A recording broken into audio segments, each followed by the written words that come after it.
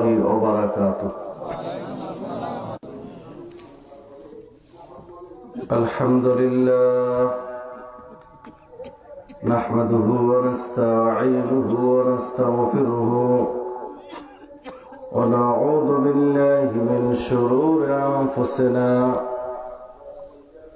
ومن سيئات أعمالنا. من يهده الله فلا مضل له ومن يضلل فلا هادي له وأشهد أن لا إله إلا الله وحده لا شريك له وأشهد أن محمدا عبده ورسوله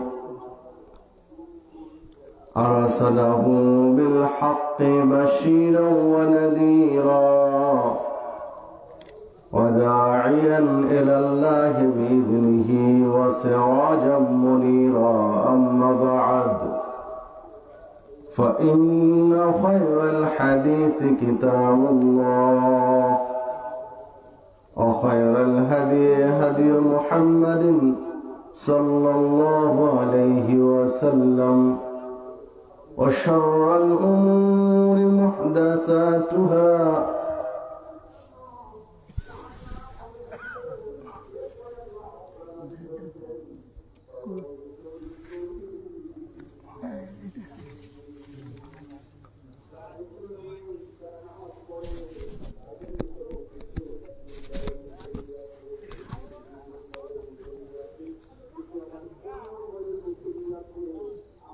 قال الله تعالى في كلامه المجيد: أعوذ بالله من الشيطان الرجيم. يا أيها الناس كلوا مما في الأرض حلالا طيبا. وقال الله تعالى في موضع آخر: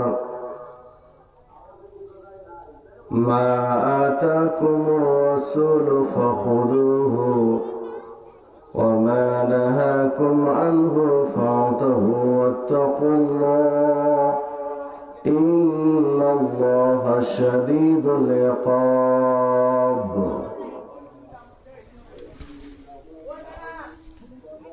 عن أبي هريرة رضي الله عنه قال: قال رسول الله صلى الله عليه وسلم: إن الله طيب لا يقبل إلا طيب، وأن الله أمر المؤمنين بما أمر به المرسلين.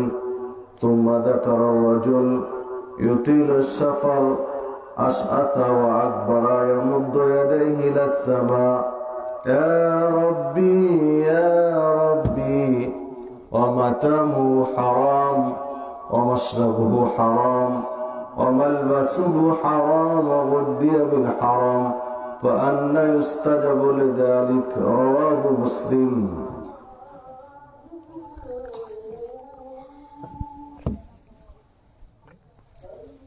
وعن أبي هريرة رضي الله عنه قال: قال رسول الله صلى الله عليه وسلم: يأتي على الناس زمان لا يبالي المرء ما أخذ منه من الحلال أم من الحرام.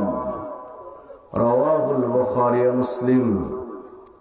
وعن أنس رضي الله عنه قال: قال رسول الله صلى الله عليه وسلم: لا يؤمن أحدكم حتى أكون أحب إليه من والده وولده والناس أجمعين.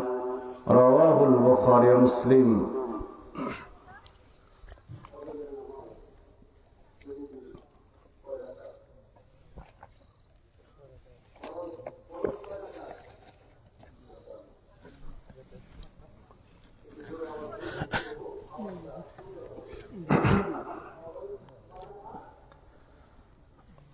টাঙ্গাইল জেলার অন্তর্গত বাসাইল থানাধীন নেধার পূর্বপাড়া আহলে হাদিস জামে মসজিদের উদ্যোগে আয়োজিত অধ্যকার ওয়াজ মাহফিলের সম্মানিত সভাপতি শেখ মোহাম্মদ মাহমুদুল হাসান, সহসভাপতি, প্রধান অতিথি, বিশেষ অতিথিবৃন্দ, আমন্ত্রিত ওলামায়ে কেরাম, উপস্থিত শ্রদ্ধেয় মুরব্বীগণ, যুবক ও তরুণ ভাইরা, পর্দার অন্তরালের মা ও ভগ্নীগণ, আমি আপনাদের সামনে কোরআন মাজিদের দুটি আয়াত তেলাওয়াত করেছি। রাসূলুল্লাহ সাল্লাল্লাহু আলাইহি ওয়াসাল্লামের বাণীর মধ্য হতে কয়েকটি হাদিস পেশ করেছি। এর আলোকে আজকে আমার আলোচনার বিষয় হালাল রুজির গুরুত্ব ও তাৎপর্য। ইবাদতের ক্ষেত্রে, জীবন পরিচালনার ক্ষেত্রে, হাসরের মাঠে, পরকালে, সার্বিক জীবনে হালাল রুজির গুরুত্ব ও তাৎপর্য সম্পর্কে কোরআন, সহিহ হাদিস, প্রাসঙ্গিক কিছু কথা বলে আলোচনার ইতি টানবো ইনশাআল্লাহ। ওয়া তাওফীকি ইল্লা বিল্লাহ, আলাইহি তাওয়াক্কালতু ওয়া ইলাইহি উনীব।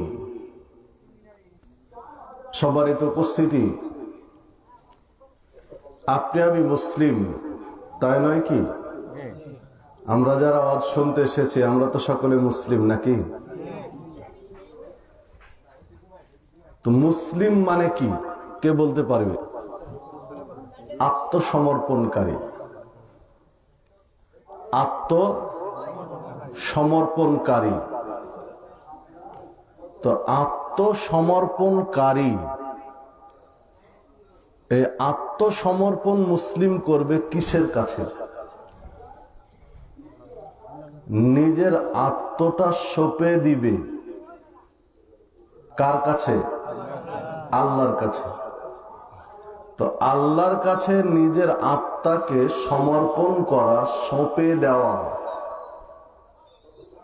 যারা দিবে তারাই তো মুসলিম, নাকি? তো আল্লাহ রাব্বুল আলামিন এর নিকটে আমরা আত্মসমর্পণ করব, মানে আল্লাহর বিধানের নিকটে, তাই নয় কি? আল্লাহর নিকটে আত্মসমর্পণ করব মানে কি?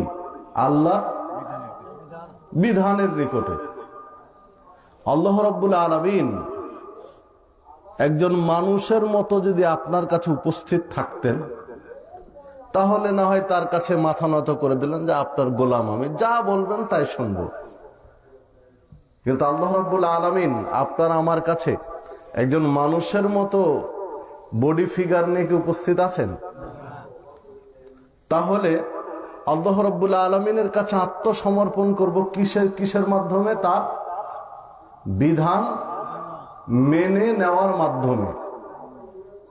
আল্লাহ যা করতে বলেছেন সেগুলো করার মাধ্যমে, যা নিষেধ করেছেন সেগুলো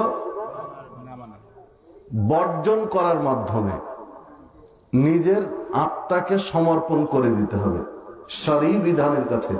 তাই তো আপনি আমি মুসলিম, না অন্য কোনো অর্থ আছে? আল্লাহ রাব্বুল আলামিন যুগের প্রয়োজন অনুযায়ী পৃথিবীর সূচনা থেকে নিয়ে শেষ পর্যন্ত নবী এবং রাসূলদের পাঠিয়েছেন। গোটা পৃথিবীর মানুষকে নবী এবং রাসূলদের আনুগত্যের মাধ্যমে নিয়েছেন। ঠিক এর আলোকে শেষ জামানার মানুষকে আল্লাহ রাব্বুল আলামিন একজন নবীর আদর্শের ভিতরে নিয়েছেন। তার নাম হচ্ছে কি? মুহাম্মদুর রাসূলুল্লাহ সাল্লাল্লাহু আলাইহি ওয়াসাল্লাম। সম্মানিত উপস্থিতি, তাহলে আপনাকে আমাকে আত্মসমর্পণ করতে হবে আল্লাহর বিধান এবং রাসূলের সুন্নাহর নিকটে। আল্লাহ যা বলেছেন আর আল্লাহ রাসূল সাল্লাল্লাহু আলাইহি ওয়াসাল্লাম যা বাস্তবায়ন করেছেন, ঠিক এই শরীয়তের কাছে আপনাকে আমাকে কি করতে হবে? আত্মসমর্পণ করতে হবে। ইন্নাদ দীনা ইনদাল্লাহিল ইসলাম, আল্লাহর নিকটে মনোনীত জীবন ব্যবস্থার নাম হলো ইসলাম। আল-ইয়াওমা আকমালতু লাকুম দীনাকুম ওয়া আতমামতু আলাইকুম নি'মাতি ওয়া রাদিতু লাকুমুল ইসলামা দীনান। বিদায় হজ্জের ভাষণ যখন চলছিল, রাসূল সাল্লাল্লাহু আলাইহি ওয়াসাল্লামের জীবনের শেষ পর্যায়ের ভাষণ, সেই সময় আল্লাহ রাব্বুল আলামিন সূরা মায়েদার এই আয়াতটি নাজিল করেন। আল্লাহ রাব্বুল আলামিন ঘোষণা দিয়ে দিলেন যে আজকের দিন, কোন দিন? বিদায় হজ্জের দিন। আজকের দিন আল-ইয়াওমা আকমালতু লাকুম দীনাকুম,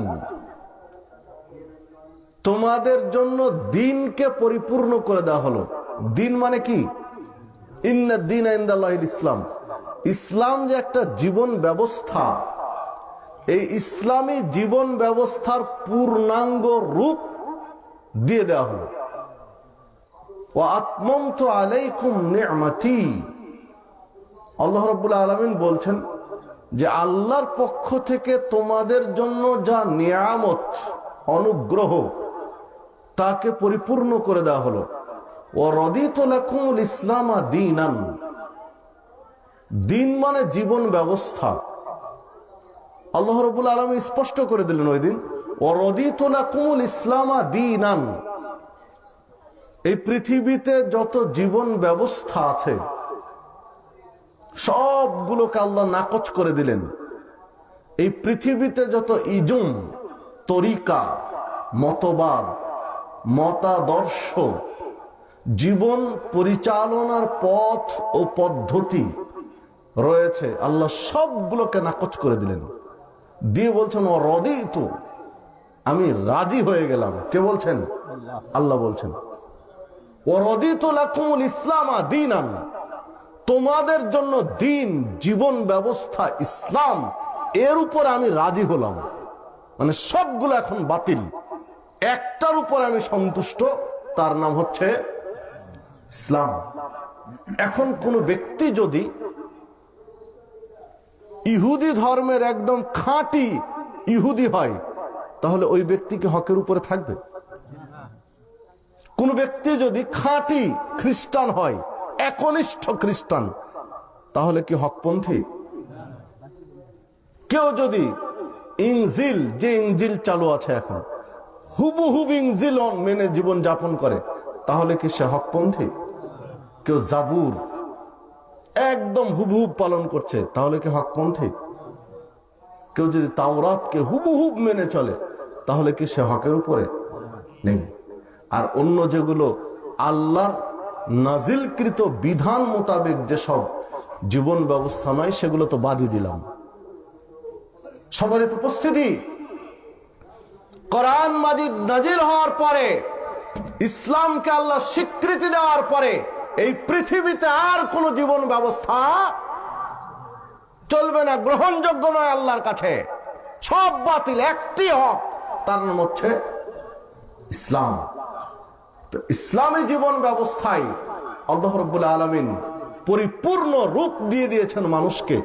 এই ইসলামী জীবন ব্যবস্থায় কোনো ঘাটতি নেই, কোনো ঘাটতি নেই, কোনো অসম্পূর্ণতা নেই, কোনো ফাঁক নেই, কোনো গ্যাপ নেই, কোনো ছিদ্র নেই, যে ছিদ্র দিয়ে নতুন কেউ কিছু ঢুকাবে বা কিছু বের করবে, এই সুযোগ ইসলামী জীবন ব্যবস্থায় নেই। আমি বুঝাতে পারলাম কিনা জানি না। সম্মানিত উপস্থিতি, তাহলে রিজিক অন্বেষণের ক্ষেত্রে, রিজিক তালাশের ক্ষেত্রে ইসলামের নীতি নির্দেশনা আছে না নেই? আছে। আল্লাহ রাব্বুল আলামিন কোরআন মাজিদের সূরা বাকারা 168 নম্বর আয়াতে বলছেন, ইয়া আইয়ুহান নাস, হে জনমণ্ডলী, কুলু মিম্মা ফিল আরদ হালালান তাইয়্যিবা কুলু ইয়া আইয়ুহান নাস, হে জনমণ্ডলী। অনেক জায়গায় আল্লাহ রাব্বুল আলামিন ইয়া আইয়ুহাল্লাযীনা আমানু বলেছেন, মুমিনদেরকে বলেছেন। এই আয়াতে মুমিনদেরকে শুধু নয়, পৃথিবীর মানুষকে বলেছেন ইয়া আইয়ুহান নাস, হে পৃথিবীর মানুষ, কুলু মিম্মা ফিল আরদ, তোমরা জমিনে উৎপাদিত ফসল থেকে খাও, জমিন থেকে যা হয় তা তোমরা ভক্ষণ করো। হালালান তাইয়্যিবা, তবে দুইটি গুণ সম্বলিত, যেই জিনিসের মধ্যে দুইটি গুণ রয়েছে, একটি হালাল আর একটি তয়্যেব। হালাল এবং তয়্যেব জিনিস থেকে যা কিছু আছে তোমরা ভোগ করো, খাও। কে বলছেন? আল্লাহ রাব্বুল আলামিন বলছেন। হালাল মানে বৈধ, তয়্যেব মানে পবিত্র। হালাল মানে বৈধ, তয়্যেব মানে পবিত্র। হালাল মানে বৈধ, তয়্যেব মানে পবিত্র বলতে পারি, দেহের জন্য উপকারী বলতে পারি। সম্মানিত উপস্থিতি, তাহলে একটি খাদ্যের মধ্যে কয়টি গুণ লাগবে? দুইটি। কি কি বলুন তো? হালাল এবং তয়্যেব। এটা এক বোতল পানি, তাই না? একটু বুঝবেন, আজকে বোঝা দরকার। এক বোতল পানি, তো এই পানিটা কি বলুন তো? হালাল না হালাল নয়? হালাল। তয়্যেব না তয়্যেব নয়? তয়্যেব, পবিত্র, তাই না? সম্মানিত উপস্থিতি, পাশের দোকানে এটা আছে, দোকানদার সাজিয়ে রেখেছে। দোকানদার একটু অন্য মানুষকে এদিক ওদিক খেয়াল করছে, আমার এক বোতল পানি দরকার। পুট করে পানিটা নিয়ে আমি পকেটে ঢুকাই নিলাম, ঢুকাই নিয়ে চলে আসলাম। এবার বলেন, এই পানিটা হালাল না হারাম? হারাম। পানিটা কিন্তু তয়্যেব, পানি কিন্তু পবিত্র। পানি কি? পানি কিন্তু পবিত্র। পানি পবিত্র, দেহের জন্য উপকারী, কিন্তু কি নয়? কি নয়? হালাল নয়। কেন হালাল নয়? চুরি করা পানি। বলেন কি? পানি কিন্তু তয়্যেব, পানিটা তয়্যেব। পানির যে গুণাগুণ দরকার তয়্যেব হওয়ার জন্য, পবিত্র হওয়ার জন্য, পানের উপযোগী হওয়ার জন্য, দেহের জন্য উপকারী হওয়ার জন্য যে গুণগুলো দরকার তাই পানির মধ্যে আছে। বিধায় পানিটা তয়্যেব, কিন্তু পানিটা হালাল নয়, কারণ পানিটা আমি চুরি করেছি। সম্মানিত উপস্থিতি, তাহলে পৃথিবীতে যত জিনিস মানুষ চুরি করছে, যত জিনিস মানুষ চুরি করছে, আত্মসাৎ করছে, এগুলো কি বলুন তো? হালাল না হারাম? উসুল দেখেন, নীতিমালা, কোরআন মাজিদের আয়াত কিন্তু পড়ে মিলাবেন। সূরা বাকারা কত? 168 নম্বর আয়াত। কোরআন মাজিদের নীতিমালা, খাবারের নাম। ইসলাম চমৎকার একটা জীবন ব্যবস্থা, ইসলাম চমৎকার একটা জীবন ব্যবস্থা। দুইটি জিনিস ইসলাম নাম ধরে ধরে বলেনি, একটি হলো খাদ্য আর একটি হলো পোশাক। বাস্তবতায় আমি যে জুব্বা পরে আছি, জুব্বা পরা সুন্নাত, আর উনি শার্ট পরে আছেন, এই শার্ট পরা বিদাত, এটা কেউ বলতে পারবে না। আমারটাই সুন্নাত আর ওটা বিদাত, এই বলার অধিকার কারো নেই, কেউ প্রমাণ করতে পারবে না এটা। আল্লাহ রাসূল সাল্লাল্লাহু আলাইহি ওয়াসাল্লাম এই জুব্বাই পরেছেন, অন্য কিছু পরেননি, এভাবে প্রমাণ করা কঠিন আছে। সম্মানিত উপস্থিতি, আরো সহজে আসে, এই যে টুপি আছে না মাথায়, এই টুপিটা একদম অকাট্য হাদিস দিয়ে সুন্নাহ প্রমাণ করা অনেক কঠিন। ওস্তাদ আছেন, টুপি বিভিন্ন হাদিসের ইঙ্গিত আকারে বোঝা যায় আল্লাহ রাসূল সাল্লাল্লাহু আলাইহি ওয়াসাল্লামের মাথায় কিছু ছিল। কি ছিল, কেমন ছিল, এইটা একদম কাইফিয়াত পদ্ধতি হুবহুব মিলানো অনেক কঠিন। তবে কিছু ছিল। পাগড়ি মাথায় দিয়েছিলেন আল্লাহ রাসূল সাল্লাল্লাহু আলাইহি ওয়াসাল্লাম, পাগড়ি খুলতে গিয়ে কিছু একটা পড়ে গেল, মানে পাগড়ির নিচে কিছু একটা ছিল, তা বোঝা যায়, তখন সেটা টুপি হতে পারে।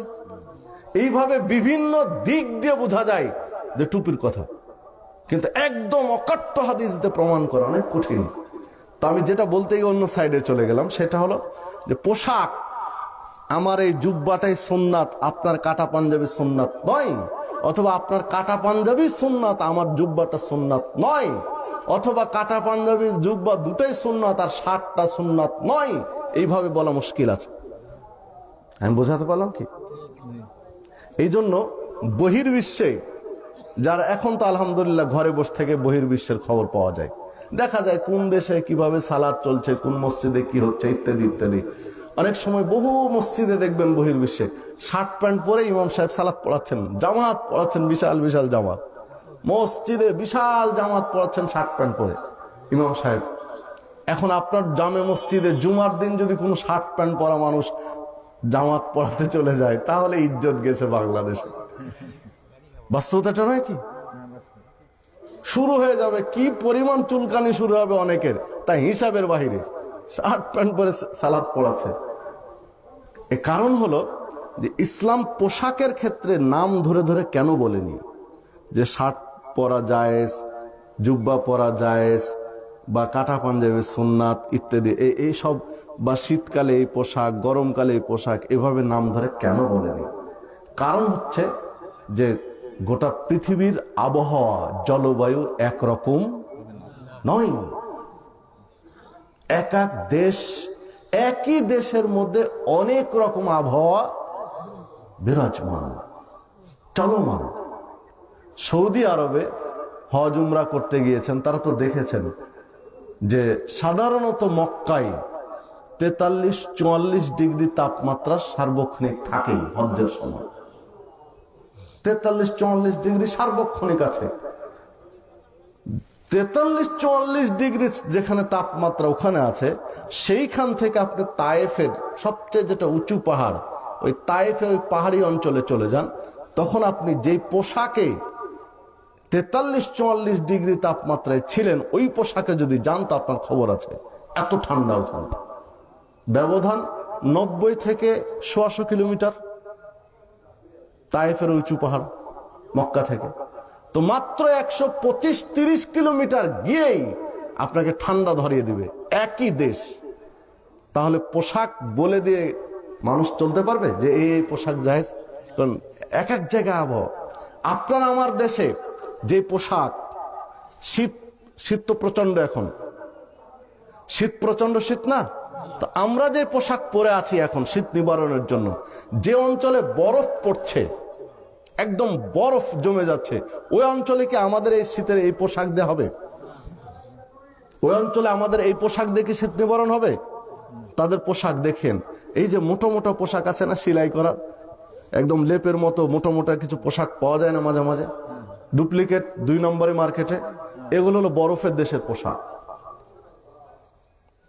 কারণ বরফের দেশে আপনার আমার এই পোশাক দিয়ে কাজ নেই। তাদের শীত নিবারণের মতো পোশাক দরকার। আবার নাতিশীতোষ্ণ অঞ্চল যেগুলো, গরমও নয় ঠান্ডাও নয়, ওইখানে আবার এই পোশাক পরেও থাকা যাবে না, গরম লাগবে, মনে করে আরো হালকা পোশাক দরকার। তাহলে অঞ্চল ভেদে, আবহাওয়া অঞ্চল অনুযায়ী পোশাক ভিন্ন ভিন্ন হবে। এই জন্য ইসলাম এই ক্ষেত্রে স্পষ্ট বলে দেয়নি পোশাক কি হবে। পোশাকের কিছু নীতিমালা বলে দিয়েছে ইসলাম, পোশাকের শুধু নীতিমালা বলে দিয়েছে, কিন্তু পোশাক কি স্পষ্ট বলে দেয়নি। পোশাকের নীতিমালা কি? পোশাকের নীতিমালার মূল কথা বলা হচ্ছে লেবাসুত তাকওয়া, তাকওয়া বর্ধনকারী পোশাক। ঈমান বাড়ে, মানসিকতা ভালো থাকে, এই রকম পোশাক। তাকওয়া বাড়ে, কল্যাণের দিকে মানুষকে ধাবিত করে, এই রকম পোশাক। এখন কল্যাণের দিকে ধাবিত করে এই সেন্স থেকে, এই চিন্তা থেকে আমরা পাঞ্জাবি, জুব্বা এগুলোকে একটা মূল্যায়ন করি, গুরুত্ব দেই। কারণ হলো পাঞ্জাবি জুব্বা পরে সব জায়গায় যাওয়া যায় না, খারাপ জায়গায় যাওয়া যায় না। লেবাসুত তাকওয়ার হিসাব বুঝেছেন তো? এক।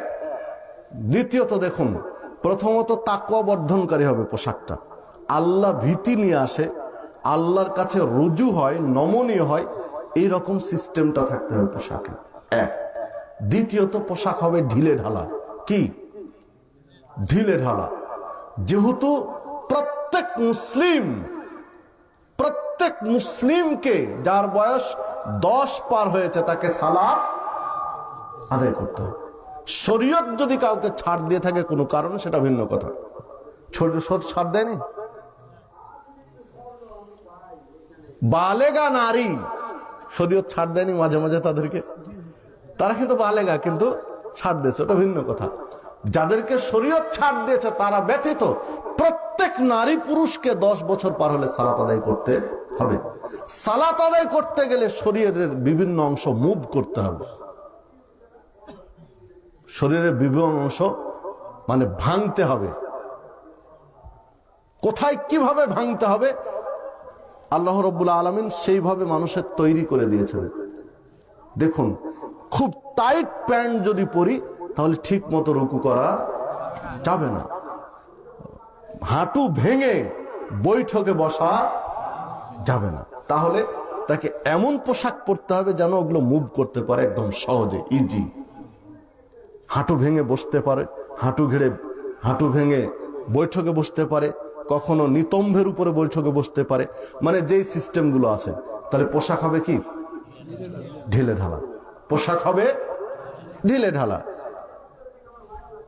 আরেকটা দিক হলো আল্লাহ রাসূল সাল্লাল্লাহু আলাইহি ওয়াসাল্লাম বলেছেন নিসাউন কাসিয়াতুন আরিয়া মুমিলাতুন মাইলা, ওই নারী জান্নাতে তো যাবে না, জান্নাতের সুগন্ধিও পাবে না যে নারী পোশাক পরে নগ্ন থাকে, পোশাক পরে উলঙ্গ থাকে। মানুষ পোশাক পরে উলঙ্গ ঢাকার জন্য না আরো উলঙ্গ হওয়ার জন্য? উলঙ্গ তাকে ঢাকার জন্য। আর আল্লাহ রাসূল সাল্লাল্লাহু আলাইহি ওয়াসাল্লাম বলছেন যে পোশাক পরে উলঙ্গ থাকে ও জান্নাতে তো যাবে না ওয়ালা ইয়াজিদনা রিহাহা, জান্নাতের সুগন্ধি পর্যন্ত তার নসিবে ঢুকবে না।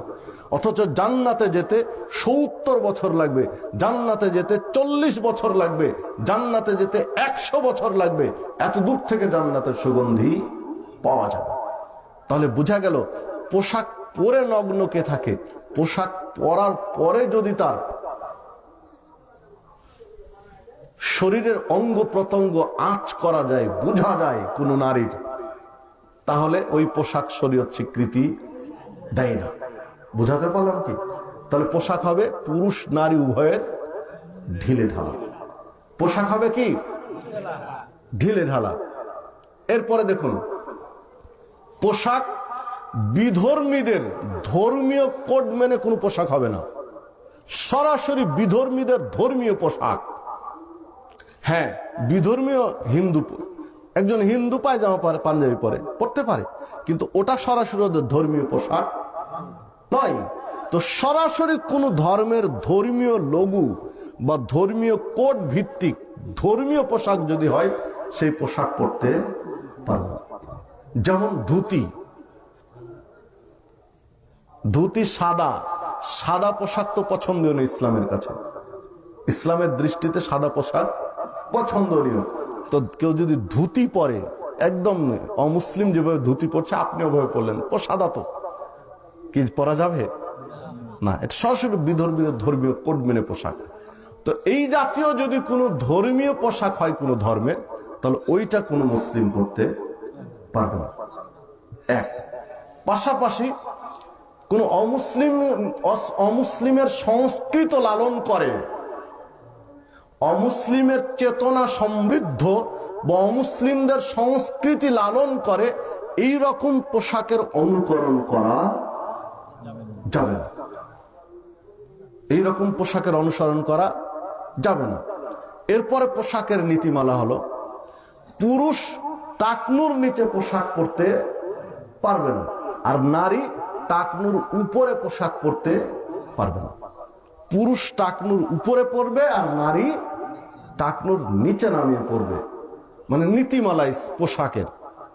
এরপরে পোশাকে কোনো প্রাণীর ছবি থাকবে না, কোনো প্রাণী, যেই প্রাণী হোক, মানুষ হোক, কোনো পশু পাখি হোক, কুকুর বিড়াল বা মাছ, যে কোনো প্রাণীর ছবি থাকতে পারবে না। এরপরে নির্দিষ্ট দু একটা কালারের কথা বলা হয়েছে, পুরুষের ক্ষেত্রে নারীর ক্ষেত্রে কালার। আমরা জানি কোন কালারের পোশাক পরা যায় না, লাল নাকি লাল পোশাক পুরুষের পরা যায় না, এটা একটা আমাদের ভুল ধারণা। লাল হুল্লা বিশেষ এক জাতীয় পোশাক, লাল হুল্লা পরে আল্লাহ রাসূল সাল্লাল্লাহু আলাইহি ওয়াসাল্লাম সালাত আদায় করেছেন, স্পষ্ট হাদিস আসছে, সহিহ হাদিস। সালাত আদায় করেছেন লাল হুল্লা পরে। আর আমরা ছড়ায় দিলাম যে লাল পোশাক পুরুষ পরতে পারবে না, পুরুষের জন্য লাল নিষেধ নয়। তারপরে দ্বিতীয় কথা আসছে হলুদ, হলুদ পোশাক পরতে পারবে না, এটাও ঠিক নেই। তিরমিজির, আবু দাউদের ওই হাদিসের অনুবাদে অনেক মুহাদ্দিস বলছেন ওই অনুবাদ যে বাংলায় অনুবাদ হয়েছে অনুবাদটা ভুল। কারণ ওখানে যে আরবিটা দেওয়া আছে এই আরবির অনুবাদ করা হচ্ছে হলুদ, কিন্তু হলুদ নয়, ওটা জাফরান জাতীয় একটা কালারের কথা বলা হচ্ছে, মানে সরাসরি হলুদ নয়, মানে সরাসরি একটা হলুদ নয়, একটা কালারের কথা বলছে আর কি, মিক্সড একটা কালার, হলুদের আভা আছে ওখানে, কিন্তু ডাইরেক্ট হলুদ নয়। এই বিশ্লেষণ মুহাদ্দিসগণ করছেন ওই হাদিসে। আর পোশাক পরতে পারবে না রেশমি কাপড়ের। কিসের? পুরুষ রেশমের কাপড়, যেটা silk, silk city Rajshahi, Rajshahi কিন্তু সিল্ক সিটি, সিল্কের জন্য রাজশাহী বিখ্যাত।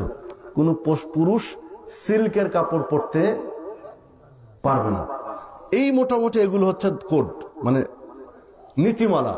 এই নীতিমালাগুলোর বাহিরে, এই নীতিমালাগুলোর বাহিরে পোশাক পরতে নিষেধ নেই। কারো প্যান্ট পরা প্রয়োজন পরবে, প্যান্ট, সমস্যা নেই। প্যান্ট হবে কি ঢিলে ঢালা, প্যান্ট হবে টাকনুর উপরে, বুঝা গেল? এখনো জিন্সের প্যান্ট পরবে না নরমাল কাপড়ের পরবে না আর কিছু পরবে, তার সুবিধা। শীতকালে প্রয়োজন জিন্সের প্যান্ট পরবে, গরমকালে যদি মন চায় পরবে, সমস্যা নেই। কিন্তু টাকনুর উপরে থাকবে আর হবে ঢিলে ঢালা। এখন তো মাশাআল্লাহ যে প্যান্ট পরে একজন যুবক, তাতে বসে পেশাব করবে কোনো কায়দা নেই। ও বসে পেশাব করতে গেলে অর্ধেক বাহিরে যাবে, অর্ধেক তার গায়ের মানে ভিতরে এসে পড়বে, শরীর নাপাক হবে। এই প্যান্ট হারাম, চলবে না। এই প্যান্ট যদি কোনো যুবকের থাকে, এই প্যান্ট পুড়িয়ে দিও, নতুন করে প্যান্ট বানাও, নাহলে বিচারের মাঠে তোমাকে জবাব দিতেই হবে। কারণ তুমি মুসলিম, আত্মসমর্পণকারী। পরিচয় দিচ্ছ আমি মুসলিম, আত্মসমর্পণ কোথায়? আল্লাহর বিধানের কাছে। আল্লাহ রাসূল সাল্লাল্লাহু আলাইহি ওয়াসাল্লাম একটা কবরের পাশ দিয়ে যাচ্ছেন, দুইটা কবরের পাশ দিয়ে। যখন দুই কবরের পাশ দিয়ে যাচ্ছেন, একজন সাহাবীকে জিজ্ঞাসা করছেন, তোমরা কি জানো এই কবর দুইটা কার? কবর দুইটা কার? সাহাবী বললেন, জাহেলি যুগে দুইজন ব্যক্তির কবর মারা গিয়েছে, তাদের কবর দেওয়া হয়েছে। আল্লাহ রাসূল সাল্লাল্লাহু আলাইহি ওয়াসাল্লাম বললেন, কবর দুইটাতে আযাব হচ্ছে, বড় কোনো অপরাধের কারণে নয়, বড় কোনো অন্যায়ের কারণে নয়, একদম ছোট ছোট দুইটা কারণে তাদের আযাব হচ্ছে। এক কবর আযাব হচ্ছে পেশাব করতো কিন্তু সতর্ক থাকতো না, পেশাব থেকে সতর্ক থাকতো না, এই জন্য কবর আযাব হচ্ছে। আর একজন নামিমা, গীবত করত, চুগলখড়ি কাজ করত, অপরের বদনাম করত, একজনের কথা আরেকজনকে লাগিয়ে পরিবেশ নষ্ট করত। একজনের অপরাধ এটা, আরেকজনের অপরাধ পেশাব থেকে সতর্ক থাকতো না। হে যুবক বন্ধু, বিদেশিদের সংস্কৃতি, পাশ্চাত্যের সংস্কৃতি লালন করতে গিয়ে তোমার প্যান্ট এমন টাইট করা করেছ যে বসে পেশাব করতে পারো না। বিচারের মাঠে সাবধান, সেদিন কি জবাব দেবে? আল্লাহ রাসূল সাল্লাল্লাহু আলাইহি ওয়াসাল্লাম বলছেন, মান তাশাব্বাহা বিকওমিন ফাহুয়া মিনহুম, যে যাদের সাদৃশ্য গ্রহণ করবে বিচারের মাঠে তাদের সাথে তাকে উঠতে হবে, তাদের সাথে হাসর নাসর হবে।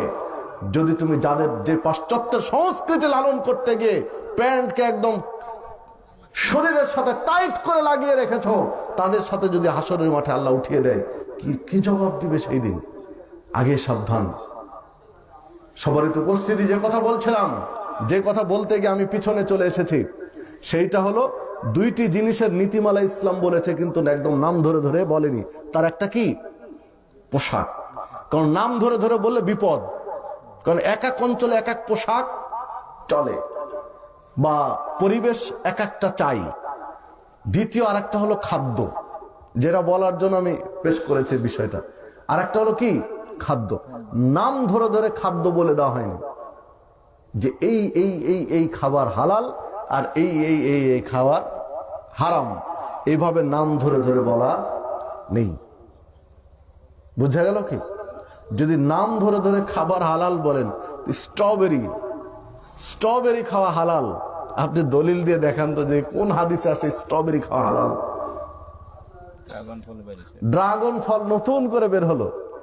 আগে বহির্বিশ্বে চলতো, বাংলাদেশের মানুষ হয়তো বা শহর অঞ্চলে ভিআইপি পার্সন তারা কিছু জানতো। 10 বছর আগে এসব গ্রামের মানুষ জানতো না ড্রাগন ফল কি।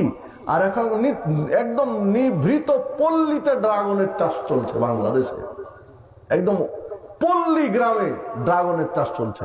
তো ড্রাগন ফল খাওয়া যাবে হালাল, দলিল দিয়ে কেউ প্রমাণ করতে পারবেন যে দেখেন দলিল ড্রাগন ফল হালাল?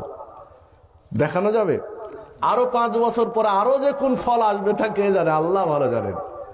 সম্মানিত উপস্থিতি, খাবারের যেহেতু পরিবেশ বিশ্বের অগ্রগতি, উন্নতি, গবেষণার উন্নয়নের ফলে কখন কি ধরনের খাবার আসবে, নিত্য নতুন খাবার আসবে, এটা বলা মুশকিল। এই জন্য নাম ধরে ধরে ইসলাম খাবারের নাম বলে দেয়নি, কিছু নীতিমালা বলে দিয়েছে। খাবারের ক্ষেত্রে কিছু নীতিমালা বলে দিয়েছে। নীতিমালার আলোকে যে খাবার পড়বে সেটি হালাল, নীতিমালার আলোকে যে খাবার পড়বে না সেটি হারাম। পোশাকের যেমন নীতিমালার আলোকে দেখতে হবে, খাবারও তাই। খাবারের যে কয়েকটি নীতিমালা, তার নীতিমালা একটি হচ্ছে কোরআন মাজিদের এই আয়াত যে হালালাং তাইয়্যিবা, হালাল হতে হবে, তাইয়্যিব হতে হবে। ড্রাগন ফল হালাল, দলিল কিন্তু এই আয়াত যে ড্রাগন ফল হালাল। যদি নিজে কিনে নেই, নিজে চাষ করি, টাকা দিয়ে কিনে নিয়ে আসি, তাহলে কি হালাল। আর ড্রাগন ফলের যে উপাদান, খাদ্য বিজ্ঞানী যারা রয়েছেন, খাদ্য নিয়ে গবেষণা করছেন, তারা পরীক্ষা নিরীক্ষা করে দিয়ে দেখেছেন ড্রাগন ফলের মধ্যে মানে শরীরের ক্ষতি করবে, মানুষের ক্ষতি করবে এইরকম উপাদান নেই। বিধায় তাইয়্যিব, ড্রাগন ফলের যে খাদ্য পুষ্টিগুণ তা শরীরের জন্য উপকারী, বিধায় তাইয়্যিব। টাকা দিয়ে কিনে নিয়ে আসবেন, নিজে চাষ করবেন, হালাল। হ্যাঁ, অন্যের বাগান থেকে একটা ছিঁড়ে নিয়ে আসবেন, তখন কি হারাম, তখন হারাম। হ্যাঁ, ড্রাগন ফল বাগানেই হতে পারে, বাড়িতে নিয়ে এসে রেখেছিলেন, পচে গেছে, কয়েকদিন খেয়াল করেননি, পচে গেছে, পোকা হয়ে গেছে। এখন বলেন আপনি কিনে নিয়ে এসেছেন বা নিজের বা জমির ড্রাগন ফল, তাহলে হালাল না হারাম? কি হালাল, কি হালাল, কিন্তু তাইয়্যিব নয়, পবিত্র নয়। পচে যাওয়ার কারণে তাইয়্যিব গুণ হারিয়ে গেছে, বিধায় খাওয়া যাবে না। এই পানিতেই, এই পানি যদি কোনো কারণে আপনি পানিটা খুলেছেন আর পাশেই এক ছোট বাচ্চা পেশাব করছিল, একটু পেশাব ঢুকে গেল, তাহলে এখন বলেন এটা হালাল না হারাম? এখন এটা তাইয়্যিব নেই, বিধায় পানি খাওয়া যাবে না। আমি বুঝাতে পারলাম কি? প্রত্যেকটা খাবার খাওয়ার আগে আপনাকে দেখতে হবে যে হালাল এবং তাইয়্যিব, এই দুইটা নীতিমালার মধ্যে পড়ে যদি, তাহলে এটা খাওয়া যাবে, না হলে যাবে না। দেখুন, এর আলোকে আমার পূর্বে কথা বলে গেলেন আলামিন বিন সালেক ভাই, শেষ পর্যায়ে সে নেশা জাতীয় দ্রব্যের উপরে কিছু কথা বলছিলেন, তাই নয় কি? বিড়ি, সিগারেট, জর্দা, গুল, এগুলো খাওয়া যাবে না এই সূত্রের আলোকেই। কারণ এগুলো একে তো হারাম, দ্বিতীয়ত তাইয়্যিব নয়। প্রথমত নেশা জাতীয় দ্রব্য কি? হারাম। কুল্লু মুস্কিরিন খমরুন ওয়া কুল্লু খমরিন হারাম। প্রত্যেকটা নেশা জাতীয় দ্রব্য মদ, আর প্রত্যেকটা নেশা জাতীয় দ্রব্য হারাম। বিড়ি, সিগারেট, জর্দাগুলে নেশা হয় না হয় না? হয়। তাহলে বিড়ি, সিগারেট, জর্দাগুল কি?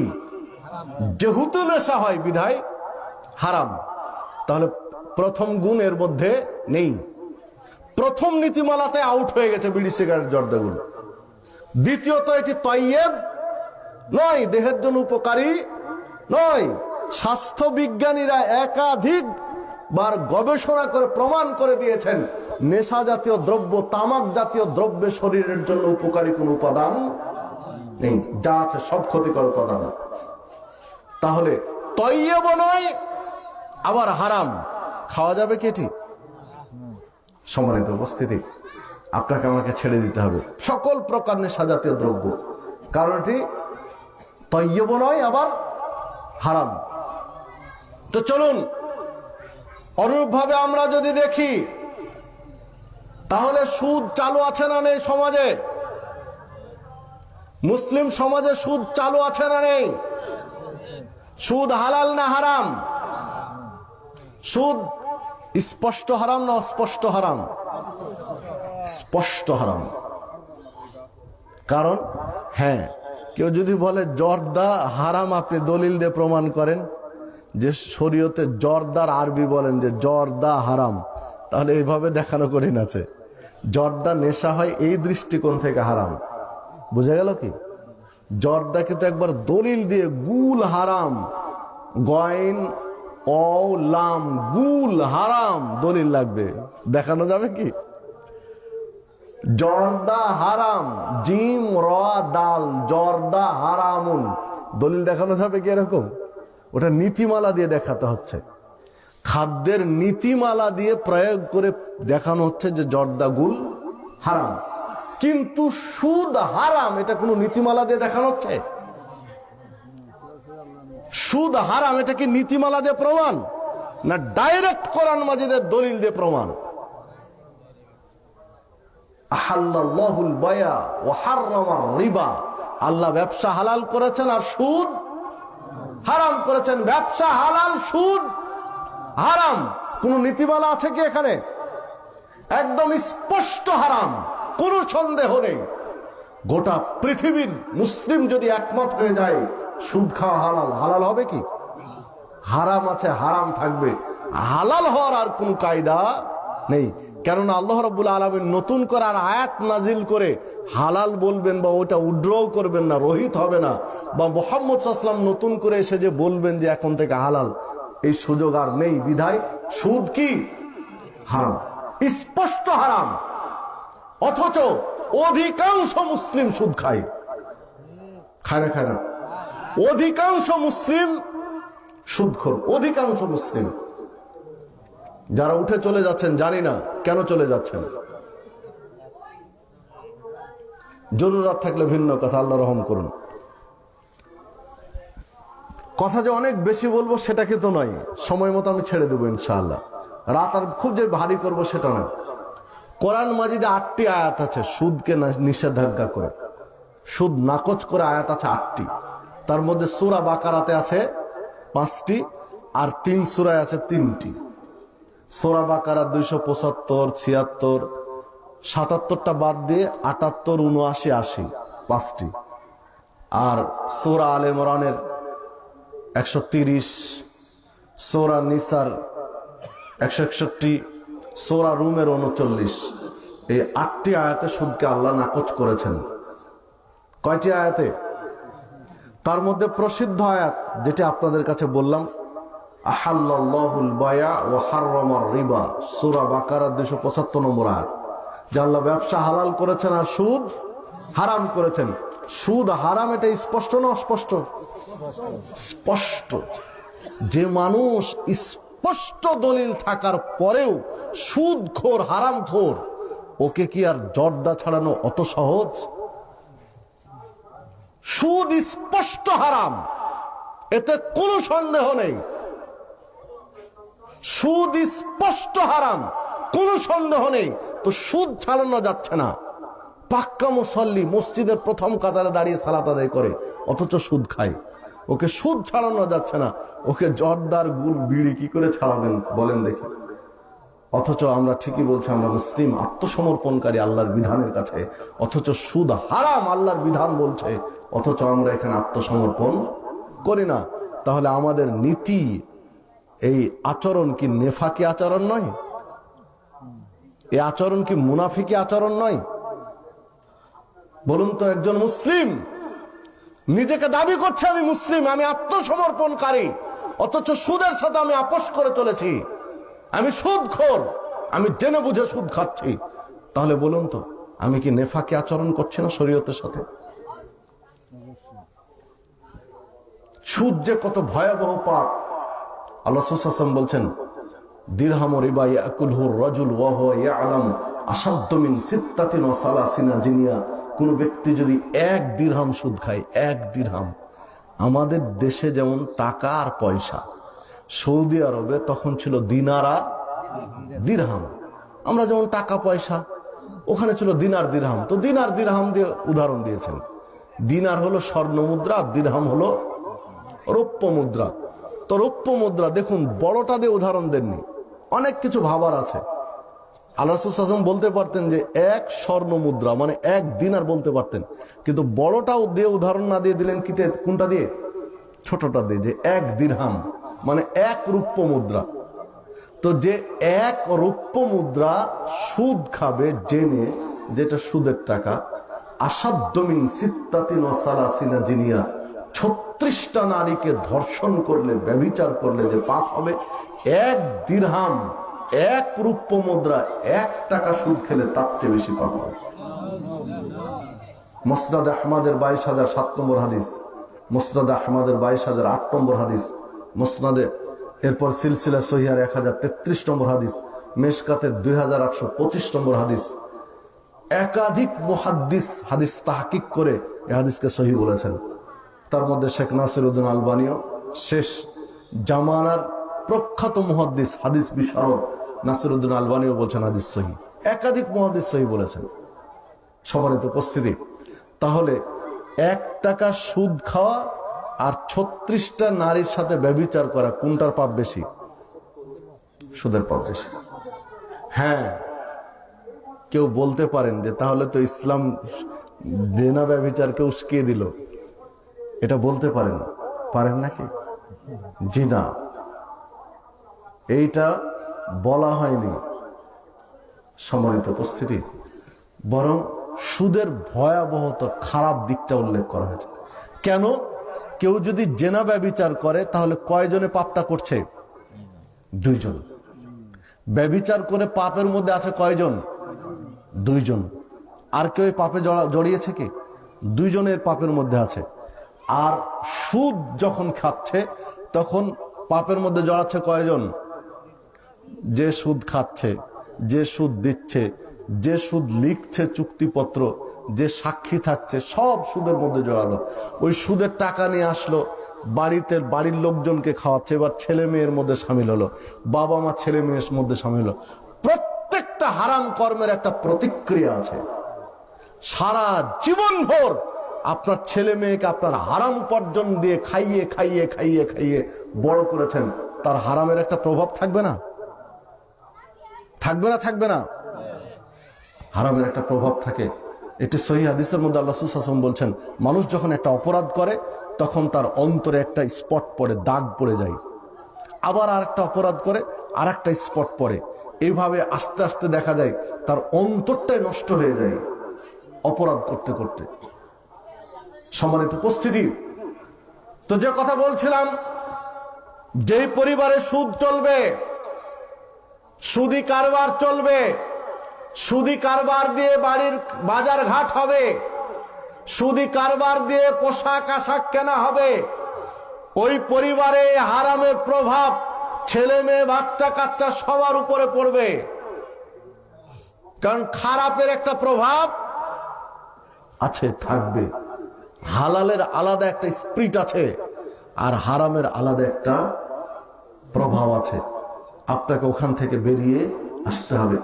আর রেবা সাবউনা হুবান, আল্লাহ রাসূল সাল্লাল্লাহু আলাইহি ওয়াসাল্লাম বলছেন, সুদ খেলে 70 প্রকারের পাপ হয়।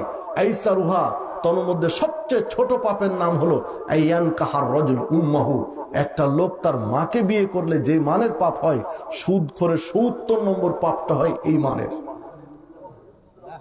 2274 নম্বর হাদিস ইবনে মাজার, মুস্তাদরাক হাকিমের 2259 নম্বর হাদিস, মেশকাতের 2826 নম্বর হাদিস এবং হাদিস সহিহ। 70 70 প্রকার পাপের মধ্যে সুদখোরের নিম্নতম পাপটা হচ্ছে মায়ের সাথে ব্যভিচার করা। তাহলে বড় পাপটা কত বড় হবে এটা আপনাকে বুঝানোর মতো ভাষা আমার জানা নেই।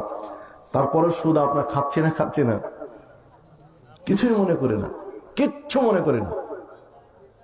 আমরা যারা এখানে উপস্থিত আছি সকলেই একদম বুকে হাত দিয়ে বলতে পারবো যে আমরা সুদ খাই না। আমি লজ্জা দিতে চাচ্ছি না, আপনাকে হাত তুলি আমি লজ্জা দিতে চাচ্ছি না। দেখুন কিছুই মনে করি না, আওয়াজ যাচ্ছে হয়তো এখানে নেই, পাশে বসে শুনছি, সমালোচনা করব, এটাই স্বাভাবিক। মানতে চাইবো না, সমালোচনা করব। মানে সুদ খাচ্ছেন কোনো অপরাধ নয়, সুদের সম্পর্কে কড়া কথা বলে ভাষণ দিয়ে যাচ্ছি এটা হলো অপরাধ। না হলে কেন উনি সমালোচনা করছেন? ওনার খাওয়াটা অপরাধ নয়, আমার বলাটা অপরাধ। আপনি চুরি করলেন এটা অপরাধ নয়, আপনাকে বললাম যে ভাই চুরি করিয়েন না, আমি বলে অপরাধী হয়ে গেলাম। মানে আপনার চুরি করা অপরাধ নয়, কিন্তু আপনাকে যে চুরি করছেন এই কথাটা বলাটা আমার অপরাধ। আস্তাগফিরুল্লাহ আল্লাযী লা ইলাহা ইল্লাল্লাহ হাইয়ুল কাইয়্যুম ওয়া আতুবু ইলাইহি। কি দিয়ে বোঝায় যে কোন পর্যায়ে আমরা পৌঁছেছি। একটা অপরাধ একজন করবে এটা সমস্যা নয়। একটা ছেলে মেয়ে দিনে দুপুরে অনৈতিক কাজে জড়িয়ে রয়েছে, পার্কের চিপায় জড়িয়ে রয়েছে অনৈতিক কাজে। একটা ছেলে মেয়ে অনৈতিক কাজ মানে একটা ছেলে একটা মেয়েকে চুমু দিচ্ছে পার্কে বসে, একটা মুরব্বী গিয়ে আপনি বলেন সমস্যায় পড়বেন আপনি। কি যান ভার্সিটিতে, ঢাকা ইউনিভার্সিটিতে যান, ঢাকা ইউনিভার্সিটি একটু চিপাচুপির ভিতরে যান, ফিল্ডের শেষ মাথায় চলে যান, একটু ঝোপঝাড় গাছপালা, ওখানে গিয়ে দেখেন জোড়ায় জোড়ায় বসা আছে। কি ওরা বিবাহিত? সব অবিবাহিত ছেলে মেয়ে বসে অনৈতিক কর্মে জড়িত। কে কার কোলের উপর মাথা দিয়ে বসে আছে, কোনো সমস্যা না। কিন্তু আপনি যদি বলতে যান যে বাবা তোমরা তো বিবাহিত না, তোমরা এভাবে বসে আছো কেন, আপনার খবর আছে। মানে ওরা অন্যায় করছে, চাক্ষুষ অন্যায় করছে, এটা সমস্যা নয়। আপনি অন্যায় করছে কেন এটা বলতে যাবেন, এটা হলো সমস্যা। কি করে বাঁচাবেন জাতিকে, দেশ ও জাতিকে? কি করে বাঁচাবেন? অন্যায় করছে, ডাহা অন্যায় করছে, অথচ ওটাও বড় কিছু নয়, কিন্তু আপনি বলতে গেলে আপনি বিপদে পড়বেন। বাঁচার রাস্তা আপনাকে আমাকে খুঁজতে হবে। পরকালে কেউ কারো পৈতৃক সম্পত্তি দিয়ে বাঁচার সুযোগ পাবে না।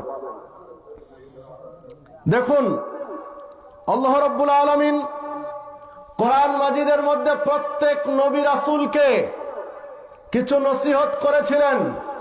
আল্লাহ রাব্বুল আলামিন সূরা মুমিনুন 51 নম্বর আয়াতে তুলে ধরেছেন, ইয়া আইয়ুহার রাসূল কুলু মিনাত তাইয়্যিবাত ওয়া আমালু সালিহান।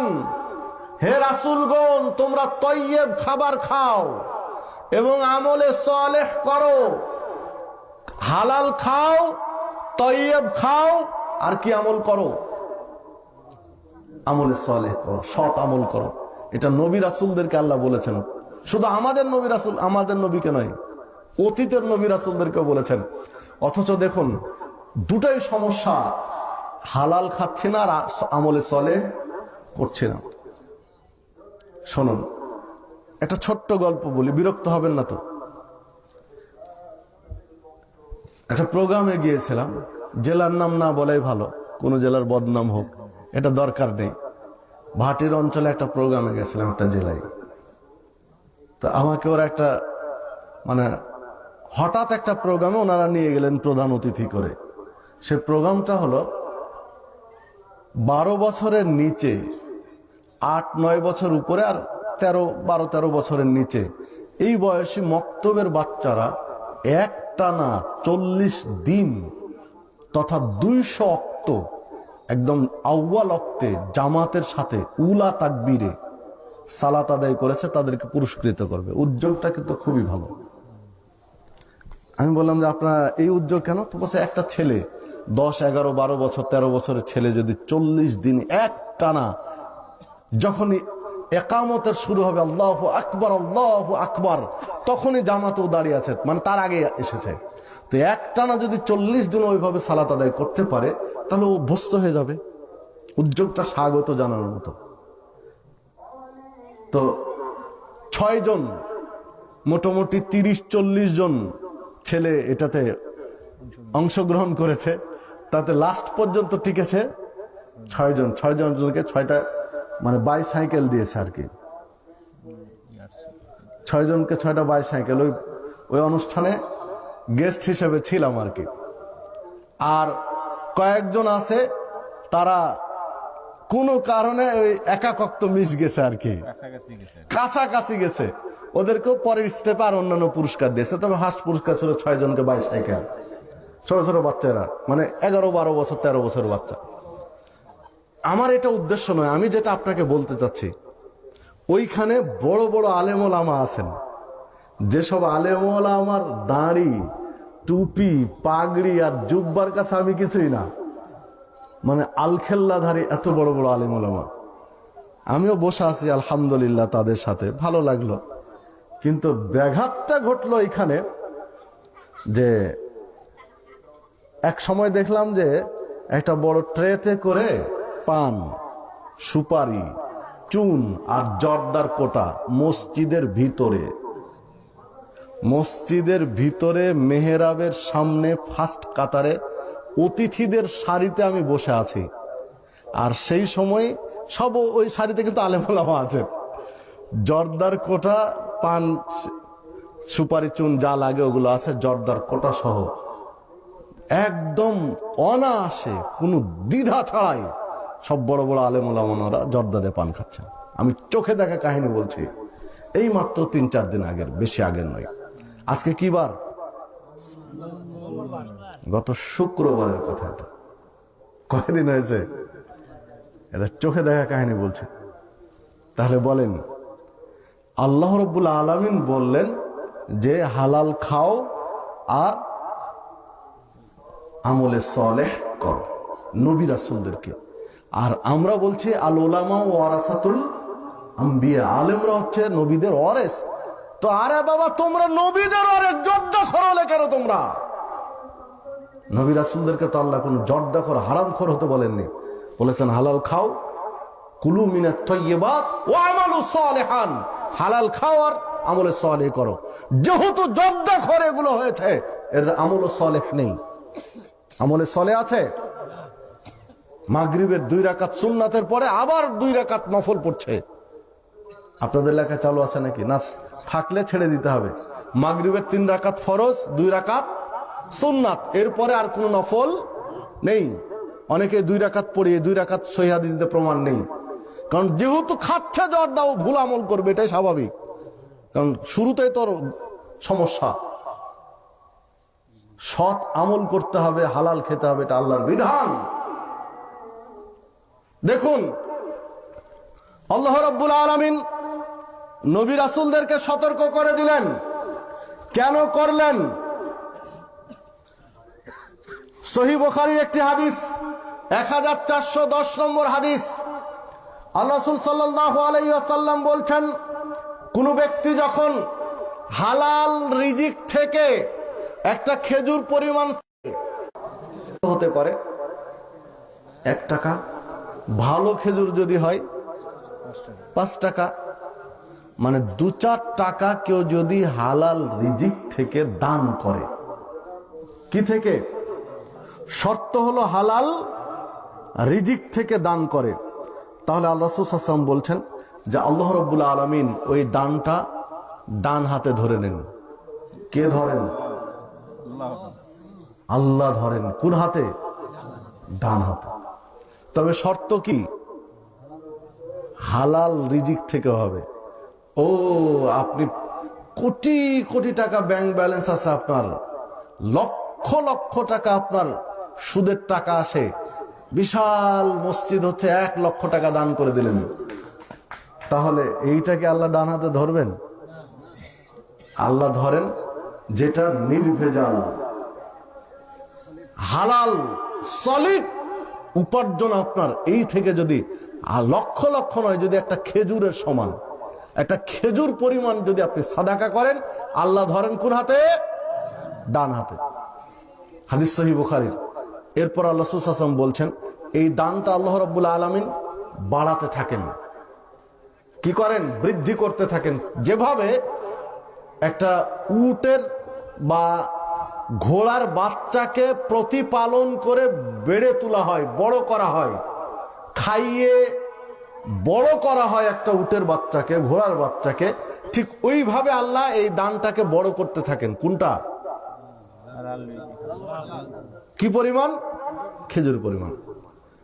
শেষ পর্যন্ত এই যে ছোট্ট একটা দান খেজুর পরিমাণের, এই দানটাকে আল্লাহ রাব্বুল আলামিন একদম পাহাড়ের সমান করে দেন। 1410 নম্বর হাদিস সহিহ বুখারী। দান করেছে কতটুকু? খেজুর পরিমাণ, হালাল রুজি থেকে। আল্লাহ ওটাকে করেছেন পাহাড়ের সমান। বিচারের মাঠে নেকি দেখে, দানের নেকি দেখে তো অবাক হয়ে যাও, আল্লাহ আমি এত দান তো করিনি, সারা জীবনে আমি যা দান করেছি তাতে এই পরিমাণ হবে না, তো কোত্থেকে আসলে এই পরিমাণ? কারণ আল্লাহ তার উপর রহম করে হালাল রুজির বরকতে, হালাল রিজিকের বরকতে আল্লাহ এই পরিমাণ করে দিয়েছে। সম্মানিত উপস্থিতি, আপনি অনেক অনেক দান করবেন এইটা নয়, আপনি অল্প করেন কিন্তু হালাল রিজিক থেকে করুন। দেখুন, আপনার আল্লাহ সম্পদ দিয়েছেন, অনেক করুন, অসুবিধা নেই, কিন্তু চেষ্টা করুন হালাল রিজিক থেকে।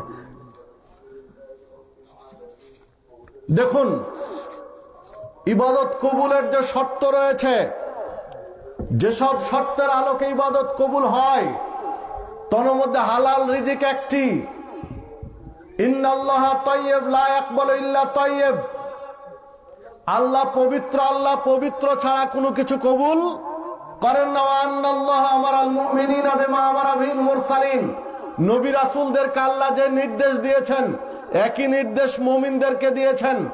নবী রাসূলদের কি নির্দেশ দিয়েছেন? ওই আয়াতটি পড়েছি কিন্তু আপনাদের কাছে, আগের আয়াতটি। কি নির্দেশ দিয়েছেন নবী রাসূলদেরকে? হালাল খেয়ে আমলে সালেহ করো। ওই নির্দেশ মুমিনদেরকে দিয়েছেন। আল্লাহ সাল্লাল্লাহু আলাইহি ওয়াসাল্লাম বলছেন সুম্মা যাকারা রাজুল। এরপর আল্লাহ সাল্লাল্লাহু আলাইহি ওয়াসাল্লাম একটা লোকের উদাহরণ দিলেন, যে লোকটা দীর্ঘ সফর করে এসেছে। আসআসা ওয়া আকবারা ইয়ামুদ্দু ইয়াদাইহি ইলাস সামা। চুলগুলো এলোমেলো, পোশাক ধুলিবালি যুক্ত, হাত তুলেছে আসমানের দিকে। ইয়ামুদ্দু ইয়াদাইহি ইলাস সামা, আসমানের দিকে হাত তুলে বলছে ইয়া রাব্বি, হে আমার প্রভু, ইয়া রাব্বি, হে আমার প্রভু। আল্লাহকে ডাকছে। মোনাজাত করি না আমরা লম্বা গলায়, উঁচু কণ্ঠে, ঠিক আল্লাহকে ডাকছে ইয়া রাব্বি, ইয়া রাব্বি বলে।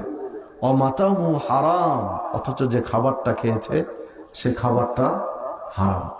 অমাশরাবু হারাম, যে পানি পান করেছে পানীয়টা হারাম। অমালবাসু হারাম, যে পোশাক পরে আছে পোশাকটাও হারাম। হারাম টাকা দিয়ে কেনা পোশাক।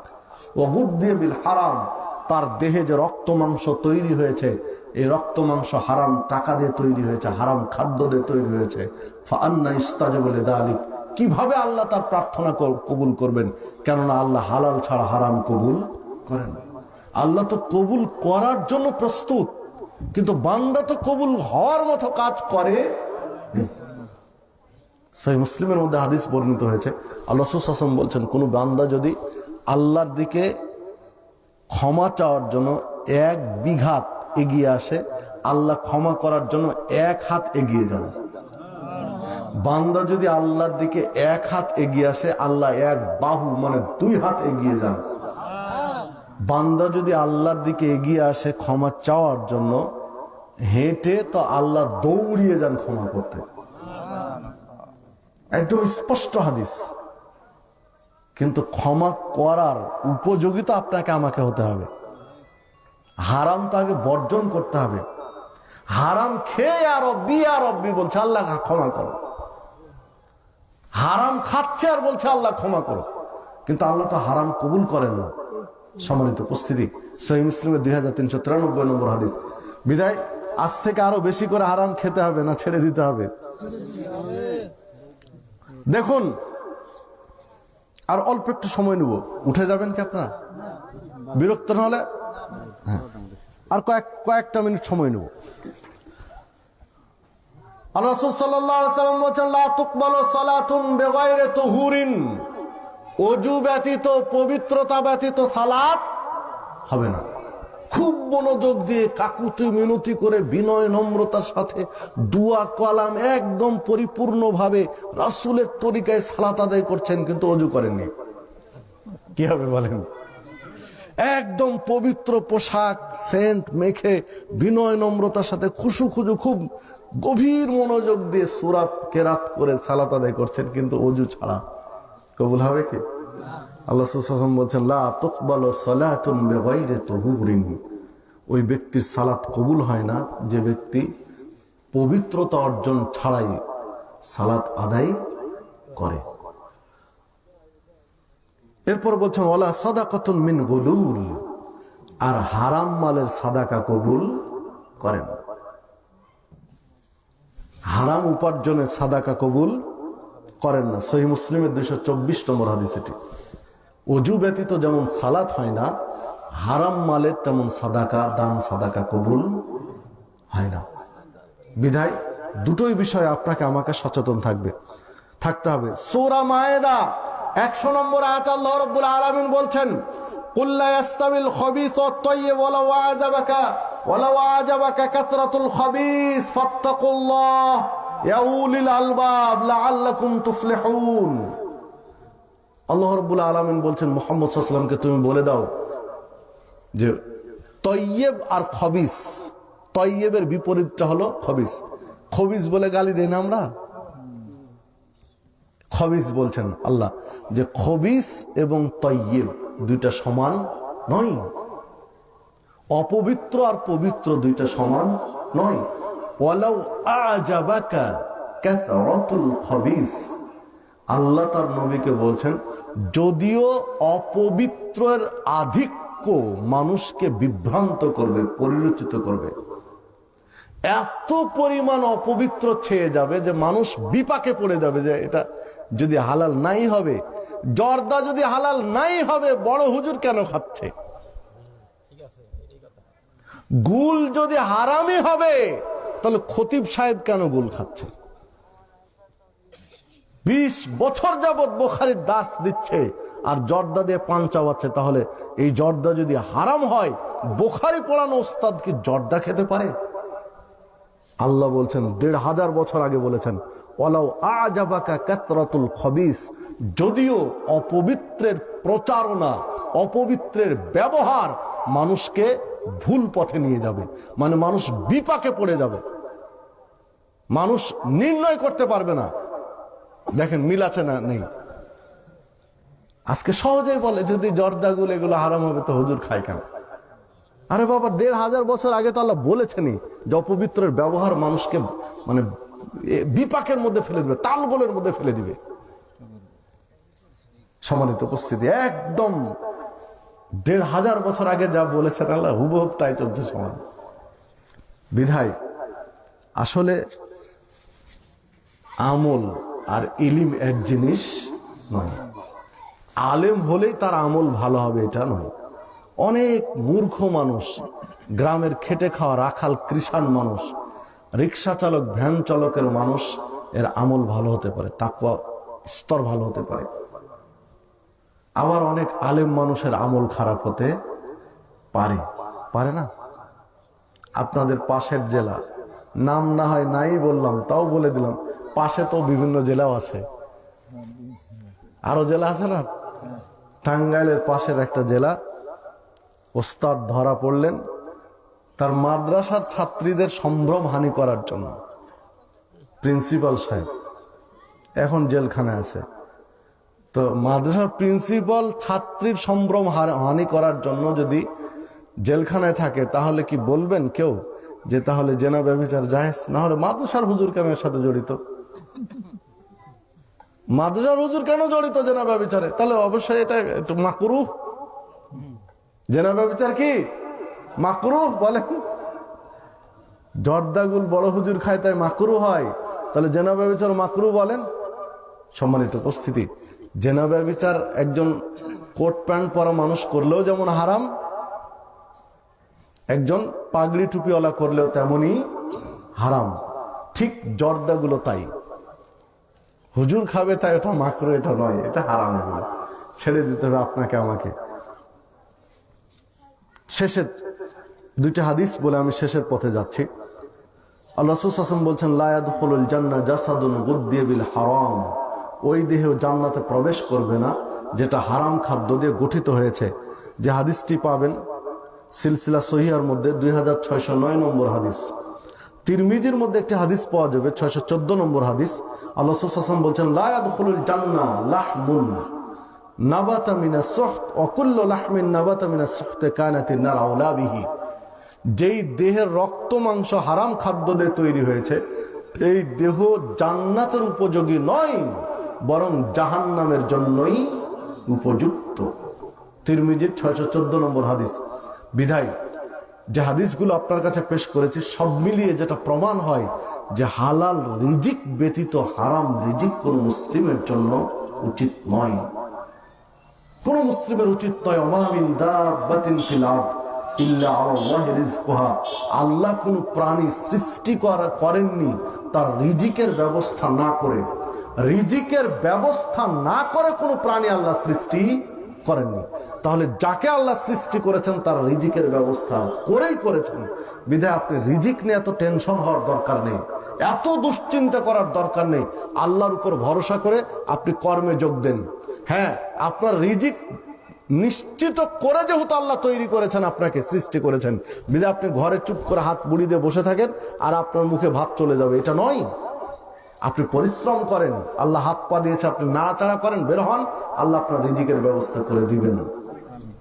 আল্লাহ রাসূল সাল্লাল্লাহু আলাইহি ওয়াসাল্লাম আরেকটা হাদিসের মধ্যে বলেছেন যে কোন ব্যক্তির এক গ্রাস মানে এক লোকমা, নাকি বলি? আল্লাহ রাসূল সাল্লাল্লাহু আলাইহি ওয়াসাল্লাম বলছেন কোন ব্যক্তির এক লোকমা রিজিক বাকি থাকা অবস্থায় তার মৃত্যু হবে না। সহিহ হাদিস। আল্লাহ রাসূল সাল্লাল্লাহু আলাইহি ওয়াসাল্লাম বলছেন এক লোকমা রিজিক বাকি থাকা অবস্থায় তার মৃত্যু হবে না। এক লোকমা যতদিন বাকি আছে ততদিন রিজিক আপনার মৃত্যু হবে না। তাহলে আপনি এত টেনশন আর এত দুশ্চিন্তা কেন? আসুন আমরা বৈধ পন্থায় রিজিক তালাশ করি। একদিন আগে না হলে একদিন পরে পাবেন, কিন্তু আপনার তকদিরে যতটুকু রিজিক আল্লাহ দিয়েছেন আপনি পাবেন নিশ্চিত। আসুন আমরা বৈধ পন্থায় চেষ্টা করি। আল্লাহ রাব্বুল আলামিন আমাদের সেই তৌফিক দান করুন। আলোচনা শেষ পর্যায়ে এসে উদাত্ত আহ্বান জানাচ্ছি নেদার পূর্বপাড়া আহলে হাদিস জামে মসজিদের উদ্যোগে আজকের আয়োজন। মসজিদের দান সাদাকা সবচেয়ে গুরুত্বপূর্ণ। মান বানা মসজিদান লিল্লাহি আযজা ওয়া জাল বানা আল্লাহু লাহু বাইতান ফিল জান্নাহ। আল্লাহর সন্তুষ্টির জন্য যদি কেউ মসজিদে দান সাদাকা করে, নির্মাণ করে, তা আল্লাহ জান্নাতে ঘর নির্মাণ করেন। তো মসজিদের দিকে খেয়াল রাখবেন প্রত্যেকে, সার্বিক বিষয়ে। আল্লাহ রাসূল সাল্লাল্লাহু আলাইহি ওয়াসাল্লাম বলছেন প্রত্যেক জোড়া শরীরে যে মুভিং পাওয়ার গুলো আছে প্রত্যেক জোড়ার বিনিময়ে সাদাকা করার কথা বলেছেন। যে তোমরা কি কেউ পারো প্রত্যেক জোড়ার বিনিময়ে সাদাকা করতে? সাহাবীরা বলছেন আল্লাহ রাসূল এত জোড়ার বিনিময়ে, একটা হাতের মধ্যে দেখেন তো কতগুলো জোড়া আছে, এক হাতের মধ্যে জোড়া খুঁজতে আপনার হিমশিম খেয়ে যাবেন, এত জোড়ার সাদাকা। যে প্রত্যেক জোড়ার বিনিময়ে সাদাকা করা উচিত। সাহাবীরা বলছেন আল্লাহ রাসূল এটা কিভাবে সম্ভব? বলছে কেন তোমরা কি পারো না যে চাস্তের 2 রাকাত সালাত আদায় করতে বা ইশরাকের 2 রাকাত সালাত আদায় করতে? তাহলে প্রত্যেক জোড়ার বিনিময়ে সাদাকার নাকি পাবে। আরেকটা বলেছেন মসজিদে যদি কোনো ময়লা থাকে, মসজিদে কোনো অপরিচ্ছন্ন জিনিস থাকে, এইটা যদি কেউ পরিষ্কার করে দেয় প্রত্যেক জোড়ার বিনিময়ে সাদাকার নাকি পাওয়া যাবে। সম্মানিত উপস্থিতি, মসজিদের ময়লা পরিষ্কার করার জন্য শুধু মসজিদের ইমামকে আমরা চোখ রাঙাই, মসজিদের খাদেমকে চোখ রাঙাই না। আপনারও আমারও কিন্তু দায়িত্ব এখানে কিছু আছে। শুধু ইমামই নেকি নেবে আপনার দরকার নেই, এটা মসজিদ আল্লাহর ঘর। আসুন মসজিদের দিকে আমরা খেয়াল রাখি সার্বিকভাবে, পরিষ্কার পরিচ্ছন্ন। মসজিদকে একদম পরিষ্কার পরিচ্ছন্ন রাখা উচিত। মসজিদ হলো সিজদা দেওয়ার জায়গা, এতটাই পরিষ্কার রাখা উচিত মসজিদকে যে কেউ মসজিদে ঢুকে যেন সিজদা দিতে কোনো রকম দ্বিধাবোধ না করে। বাস্তবে মসজিদ ধুলাবালি ভর্তি হয়ে আছে, আপনিও ভালো পোশাক পরে ওখানে সিজদা দিতে চাইবেন না। সিজদা দিলেও আপনার মন বসে না, আরে কেমন হচ্ছে, হয় না? মানুষ তো আমরা। তাহলে মসজিদ পরিষ্কার পরিচ্ছন্ন রাখুন, দান সাদাকা সার্বিকভাবে খেয়াল রাখুন। আল্লাহ রাব্বুল আলামিন আমাদের সকলকে সেই তৌফিক দান করুন। আল্লাহ রাব্বুল আলামিন আজকের এই মাহফিলকে কবুল করে নিন। এই মাহফিলের যারা আয়োজন করেছেন, সময় দিয়েছেন, শ্রম দিয়েছেন, মেধা ব্যয় করেছেন, অর্থ দিয়েছেন, যারা উপস্থিত হয়েছেন, সকলকে আল্লাহ রাব্বুল আলামিন আজকে এই মাহফিলের বদৌলতে জান্নাতুল ফেরদাউসের মেহমান হিসেবে কবুল করে নিন। আল্লাহ রাব্বুল আলামিন সকলকে সিরাতে মুস্তাকিমের পথিক হিসেবে কবুল করে নিন। পরিশেষে সকলকে আন্তরিক ধন্যবাদ জানিয়ে আজকের আলোচনা শেষ করছি। আমার লেখা কয়েকটি বই আছে, কেউ যদি সংগ্রহ করতে চান তো স্টেজ থেকে সংগ্রহ করতে পারেন। তার মধ্যে সুদ, ঘুষ, অবৈধ